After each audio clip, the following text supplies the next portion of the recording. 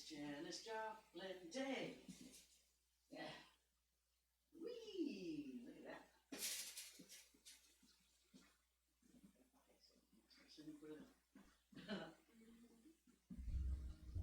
Hello. Hello, hello, hello, hello. Hello, everybody. Okay. How are you? New setup, new tech. Actually, have a microphone. I'm hoping it sounds good. I'm hoping it's a lovely piece of FaceTime for you. How are you? Oh, I didn't say that it was day 27. Day 27 is the day that it is. Day 27. Like I said, I did my homework last night on tech. I know I could come film you now and put you on Facebook in a minute if you needed. I'm so good at it now. And I'm so grateful because my daughter is here. She has arrived back in LA and healthy and good, and so happy to have her here. And she's helped me out. And if you're lucky, you might get a little duet in a week or so. You never know, though. Never know. She's a little shy, but we'll see. Yeah. Oh, and today is Janis Joplin Day. Yay! Janis Joplin! And I have Janis Joplin stories. Not that I ever met her. She died when I was 11. But, boy, I sure have learned a lot about Janis Joplin in the last 30 years. So, first, I'm going to do a song that, well, let me tell you. When I was 11 years old, my parents got the Janis Joplin Pearl album. And that was her last. It was released posthumously because she died while she was making it. There's actually a song on there. She had one last song to sing. She was supposed to come in and sing it and did not. And they left it blank. It's just the music. And, kind of a sad reminder that she did not finish that album or her career or her lovely long life. And, I used to listen to that a lot when I was about 11 or 12 or 13, and I kind of, I was young then. I didn't quite understand it. I knew, some of the songs really moved me on that, but her earlier stuff was a little scary for me because I didn't quite get the intensity that she sang with. It wasn't until I was about 21, and I got all her old stuff and went, oh, I get this. I get the passion. I get the blues that she based her music on. She loved the blues. She loved the black singers, Bessie Smith and Billie Holiday and Odetta and some really great artists she was just a huge fan of. And so I used to do a few of her songs in the bars and for my parents when they would have gatherings in the living room or whatever, they always would say, Melissa sang, and they'd have me sing a couple of Janis Joplin songs because they were, their favorites. So, I would do those songs. And then one night I was on tour. It was my very first tour, 1988, and I was 88, 89, right around there. And I was just starting to play places for the first time. And I had a college gig, and it was in Columbus, Ohio. Columbus, Ohio, if you are in the house, you remember. So this was also going to be, it was broadcast live on the radio back when they used to do that sort of thing. The whole concert was live on the radio. And we were playing and singing, and all of a sudden, boom, the whole back line goes out. That means you can't hear guitars. You can't hear anything except my microphone. That's all you can hear. I was like, oh, gracious, what am I going to do? And I thought, oh, I know. The only a cappella song that I really knew was Janis Joplin's from the Pearl album. And so I said, okay, everybody. And we started clapping hands, and we sang it. And I'm telling you, every single time I play Columbus, Ohio, isn't this right? I sing this song just for them. So for Columbus, Ohio, and for everybody out there who's joining us tonight and today across the world, little Janis Joplin for you, little Mercedes-Benz, okay? Come on, clap. I need you to clap. Here we go. Here we go. Oh, Lord, won't you buy me a Mercedes-Benz? My friends all drive Porsches. I must make amends. friends. I worked hard all my lifetime, no help from my friends. So Lord, won't you buy me a Mercedes Benz? Oh Lord, won't you buy me a color TV?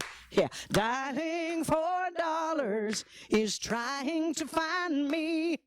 I wait for delivery each day until 3. So Lord, won't you buy me a color TV? Oh Lord, won't you buy me a night on the town? Yeah, I'm counting on you, Lord.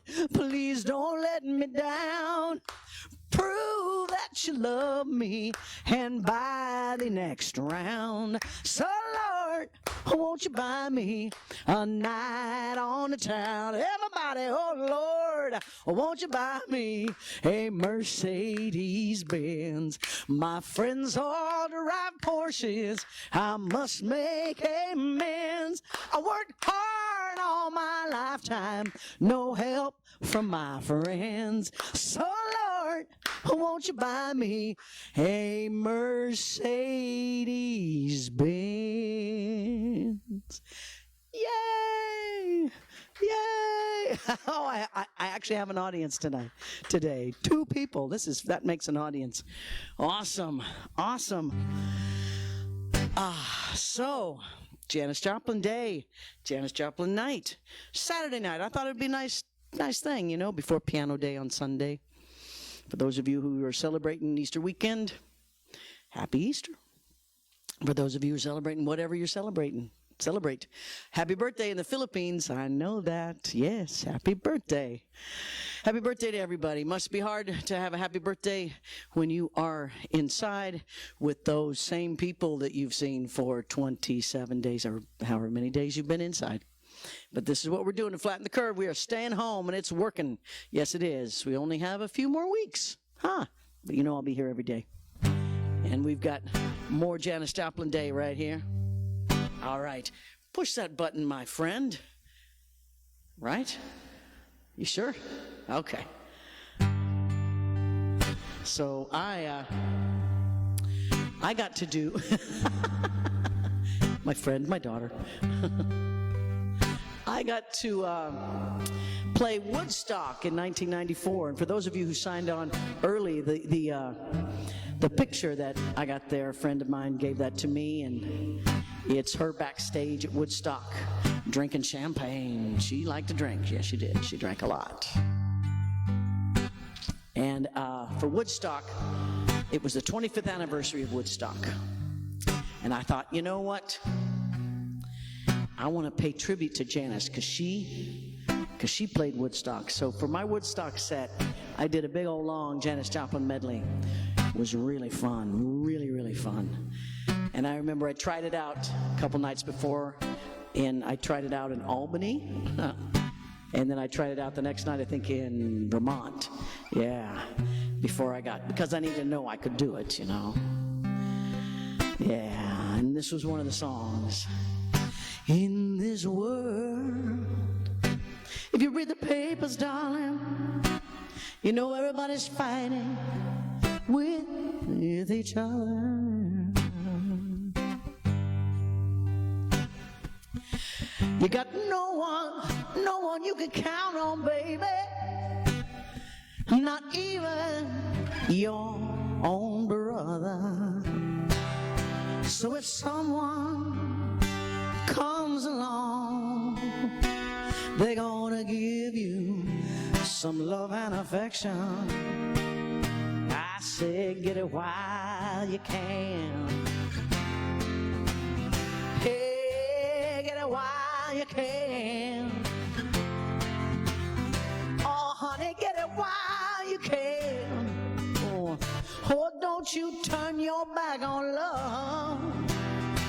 No. Don't you know,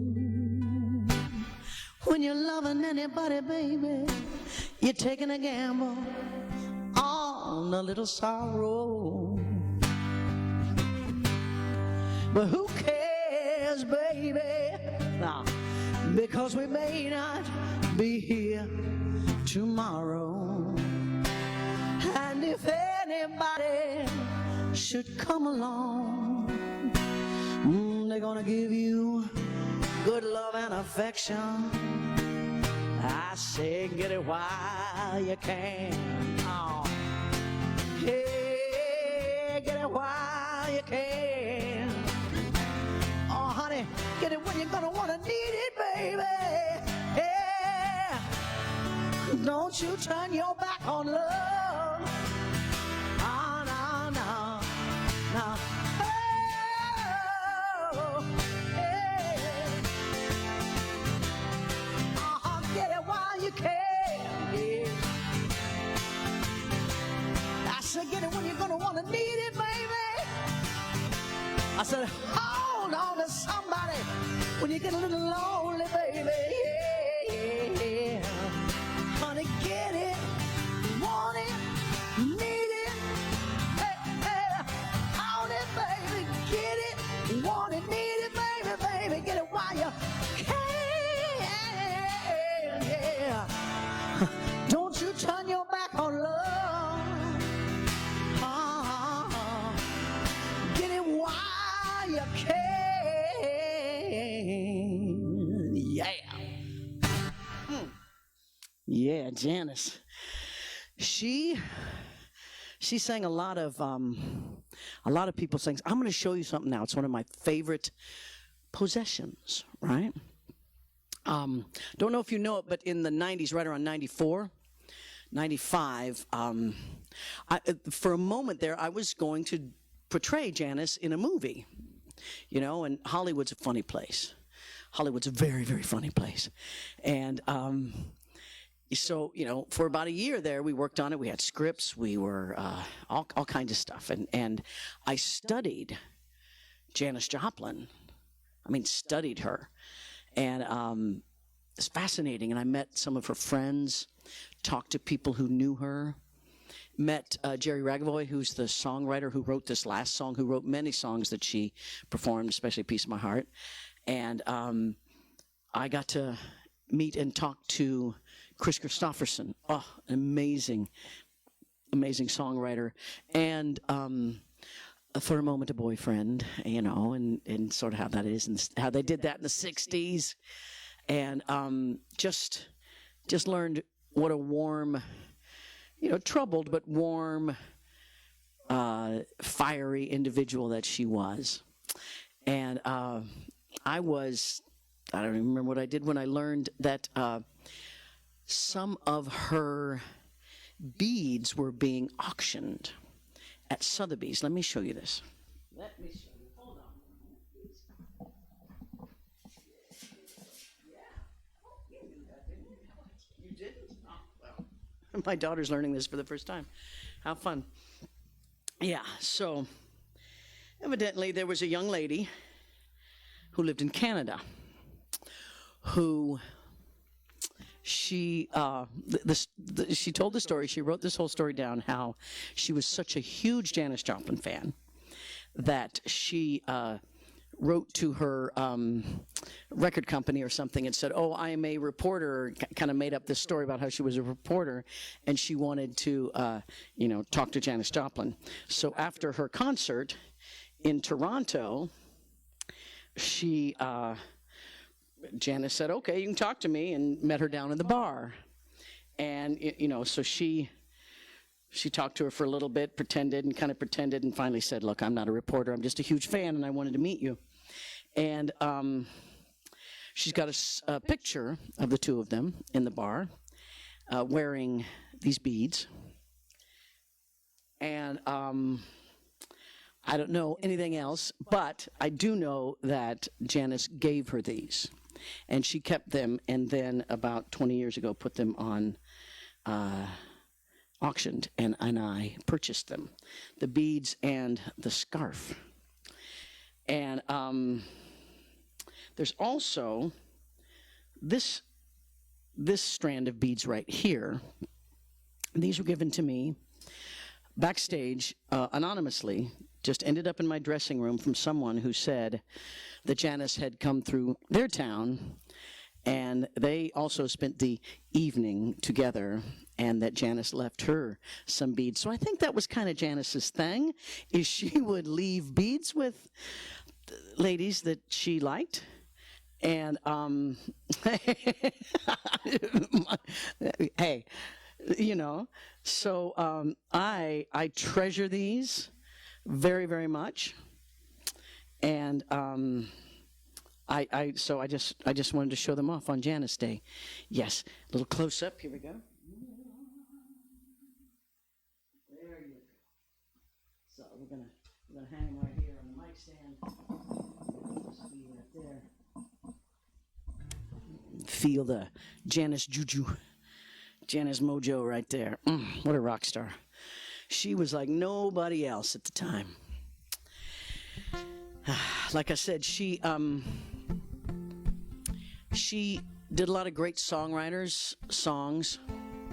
She loved, in more ways than one, the incredible Chris Christopherson. And so on that last album that she did, I think this song really proved how musical Janis Joplin was, you know, and how kind of, she came from Texas, and she really, she could rock it and sing it and blues it up. But man, when she really sat down to a good song like this, she could present it. Anyway, I wish she had survived. You know, she'd be doing all kinds of stuff. So here's for you, my friends, all my friends who love this song. You ready, little Bobby McGee? All right. Busted flat in Baton Rouge, headed for the trains. I was feeling near as faded as my jeans. Bobby thumbed a diesel down just before the rain rode us all the way to New Orleans. Well, I pulled my harpoon out of my dirty red bandana. I was playing sad while Bobby sang the blues. With them windshield wipers slapping time, I was holding Bobby's hand in mine. We sang up every song that driver knew, yeah. Freedom's just another word for nothing left to lose. Nothing ain't worth nothing, but it's free, yeah. Feeling good was easy, Lord, when Bobby sang the blues. Feeling good, that's good enough for me, yeah.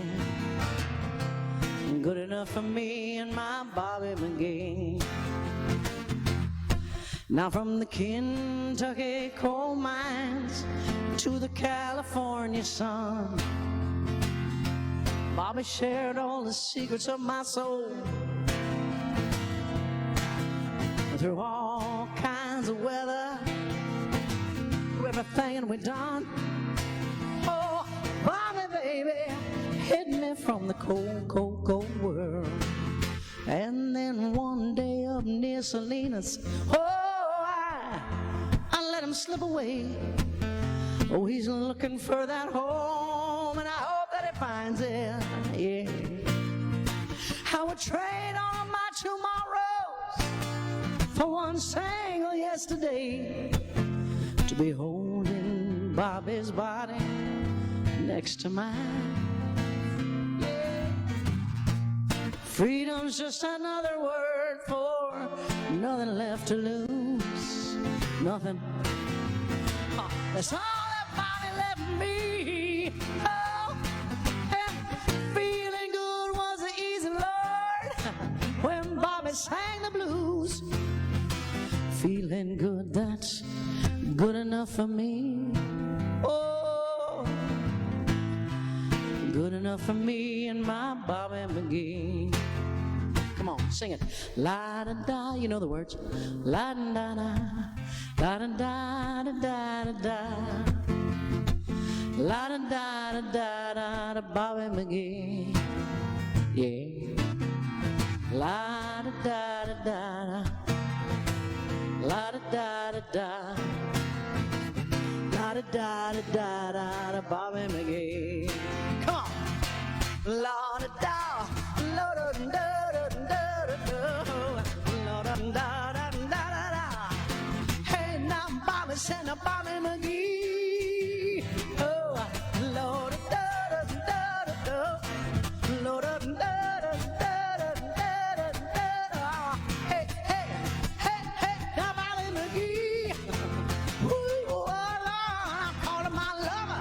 I call him my man. I said I call him my lover. I do the best I can. Come on, this is Bobby, Lord. This is Bobby McGee. Yeah. La da da da da da da da da da da. Well, hey, hey, hey, Bobby McGee. Woo.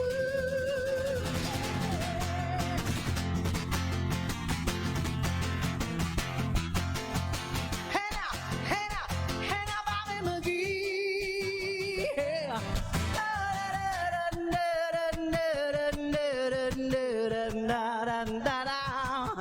Well, hey, hey, hey, Bobby McGee.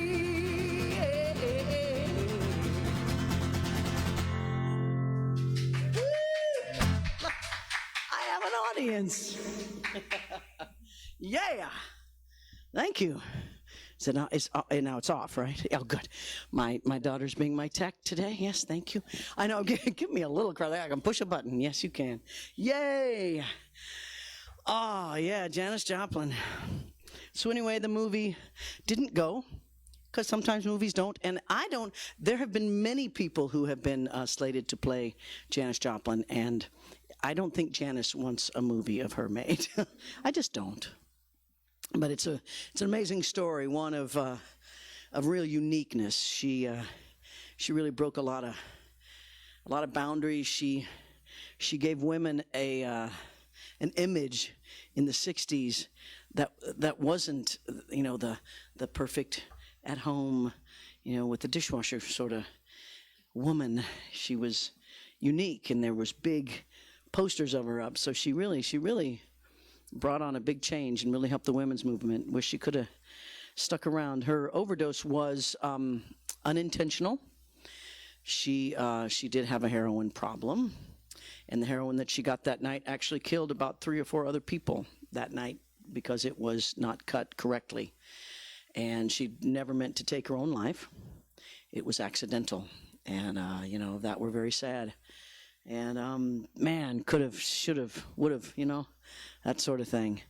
But I got to tell you, the probably the deepest connection I have to Janis was I got to pay tribute to her in 2005 on the Grammys.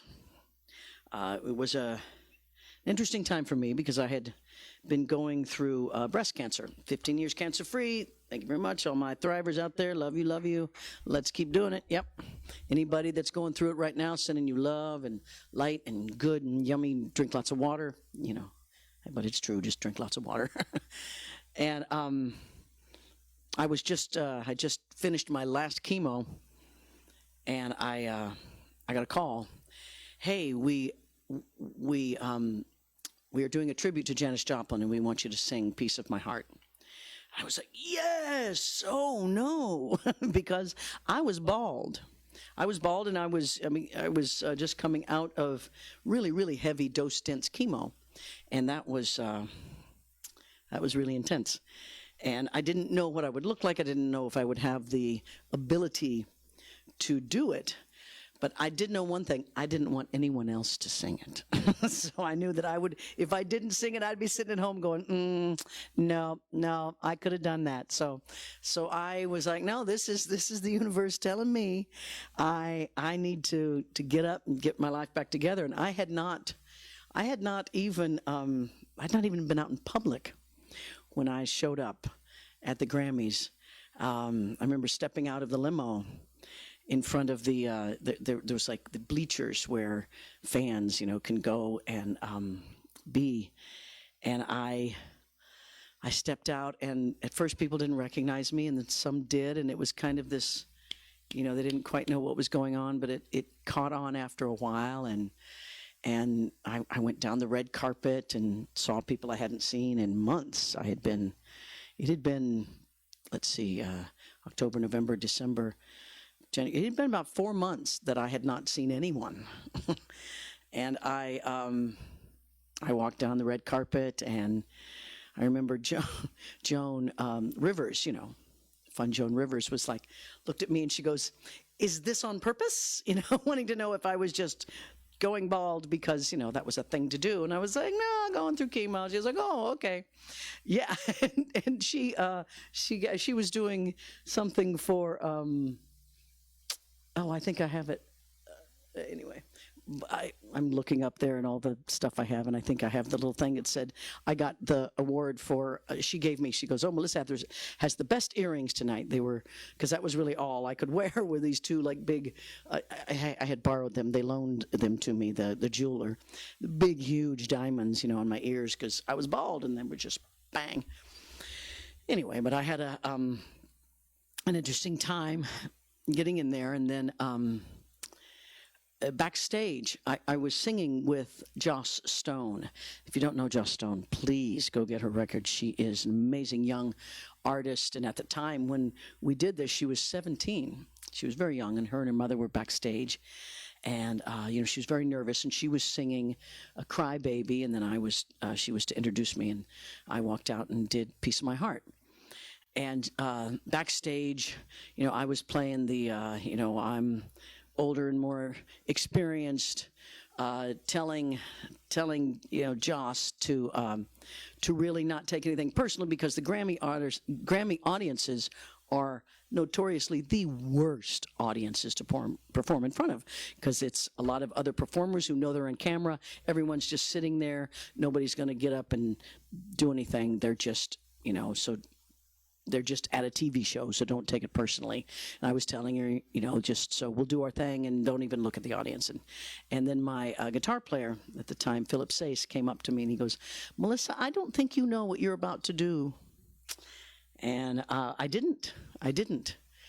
But the moment I walked on stage, she introduced me, and I walked on stage, and the warmest reception came from that whole auditorium, the whole arena, the Staples Arena. And I realized, oh, this is a big moment. I should probably really pay attention to what I'm doing here. And I sang this song, and about halfway through it, I got tired, and I was like, uh-oh, I gotta gather my energy together, because I got a big scream coming at the end, right? And so basically, I just took a deep breath, and I just stood very still and sang the rest of the song until the scream came. And I gathered up every ounce of energy I had and let that scream go, and let 4 months of chemo and operations and cancer out of me. And it just set me free. And then went off stage and went back home and crawled in bed and stayed in bed for a few more weeks. And actually I was doing my radiation. I had done my radiation treatment that morning. And I told them, "Hey, watch the Grammys. I'm going to be on." And when I went back in the next morning because I was doing 30 days of radiation right in a row, when I went back in the next day, all the nurses and technicians had lined up, and they all, so I have a real soft spot for nurses and technicians. I just think they're wonderful people, and they're the ones that are out there right now on the front lines doing this, so I'm sending them lots and lots of love. So yeah, this song means a lot to me. I don't do it often in concert because it is an energy drainer. It is probably one of the most intense songs I do, other than Like the Way I Do. I do tell you, if I ever do the song in concert, you'll know that your audience is on fire, because that's when I'm like, yeah, let's do Piece of My Heart. When I know it's going to be massive, massive, huge rock and roll frenzy, you're going to hear Piece of My Heart. So I do it Every now and then. Right now, not a rock and roll frenzy in the room so much. I don't know, the night's young, isn't it, dear? All right. So, I'll do my stay-at-home version of Piece of My Heart, my friends, okay? Here we go.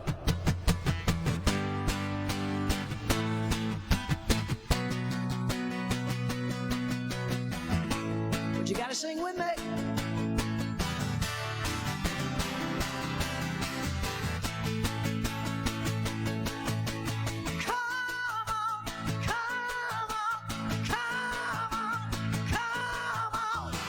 Didn't I make you feel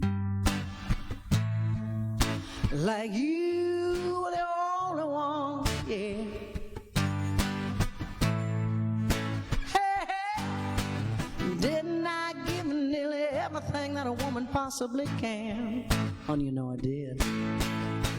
But each time I tell myself that I think I've had enough.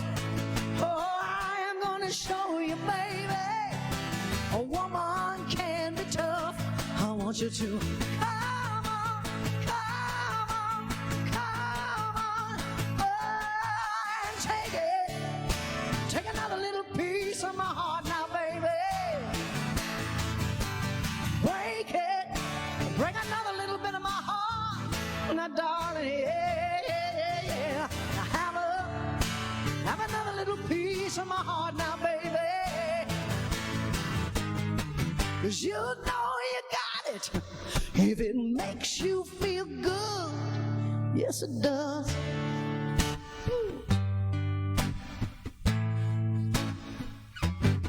Well, you're out on the street looking good. Honey, deep down in your heart, you know that it ain't right. Yeah. You never hear me when I cry out at night. Honey, I cry all the time. But each time I tell myself that I can't stand the pain, oh, you take me in your arms. I'm singing once again. I want you to come on, come on, come on. Oh, come on and take it. Take another little piece of my heart now, baby. Break it. Break another little bit of my heart now, darling. Yeah, yeah, yeah. Have another little bit of my heart now, baby. 'Cause you know you got it if it makes you feel good. Yes, it does. Now, when I used to perform this song in the bars, and I performed this song in the bars a lot. This song used to close my shows. Yes. And I would talk about love. I would talk about love and how much we love to be in love. Don't you love to be in love? Yeah. Love is good. It's real. It's great. It's expensive. Yeah. And I talk about all the things we do for love, right? Especially when we're young and in our 20s, and you know, all those things we do, and how we fall in love so easily, you know.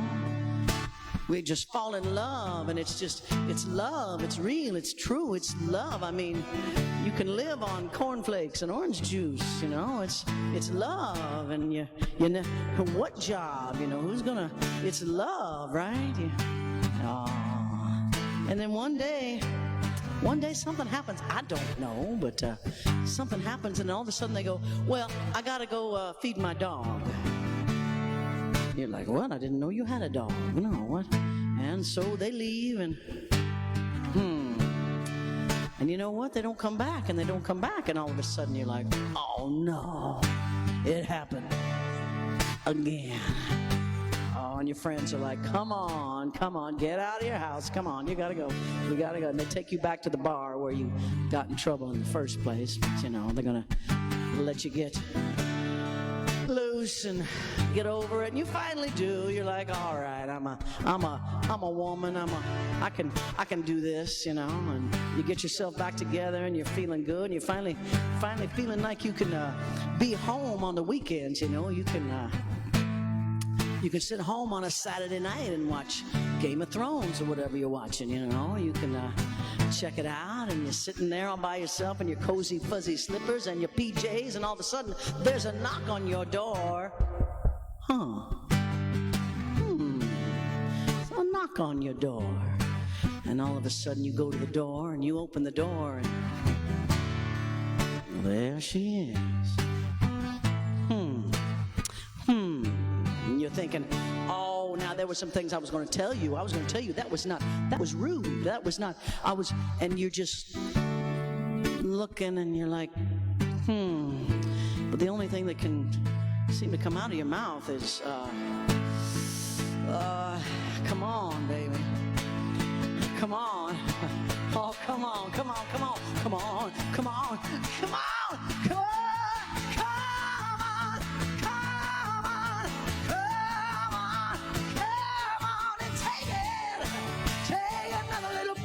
Of my heart now, baby. Oh, break another little bit of my heart now, darling. Yeah, have another little piece of my heart now, baby. 'Cause you know you got it. Wow. Yeah. Another little piece of my heart. Break another little bit of my heart now, darling. Yeah, have another little piece of my heart now, baby. You know you got it if it makes you feel. If it makes you feel so good.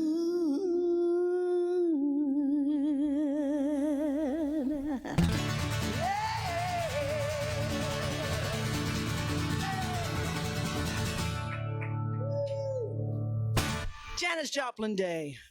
Oh, what's this? Oh, it's Joss Stone's birthday today? You're kidding me. Well, happy birthday, Joss Stone. I knew that. That's why I did that song and talked about you and stuff. Happy birthday, Joss. A couple years ago, we sang together. We sang that song up in Canada. She's just a wonderful person. Go see her whenever you can. She's amazing. Thank you so much, everybody, for joining me on Janis Joplin Day. How fun. Yay. I'd like to thank my family. And, we can do this. It's day 27. We can do this. We can do this day by day. Keep breathing. Keep drinking water. Get outside. Get some sun if you can. Keep your mind even. Be kind to yourself. Be kind to others. Be strong. Speak true. Spread the peace. We got this. We got this. We got this. We got this. I love you. I love you. Guess what? Tomorrow's piano day. I'll see you tomorrow. I love you. Bye-bye, everybody. Yay.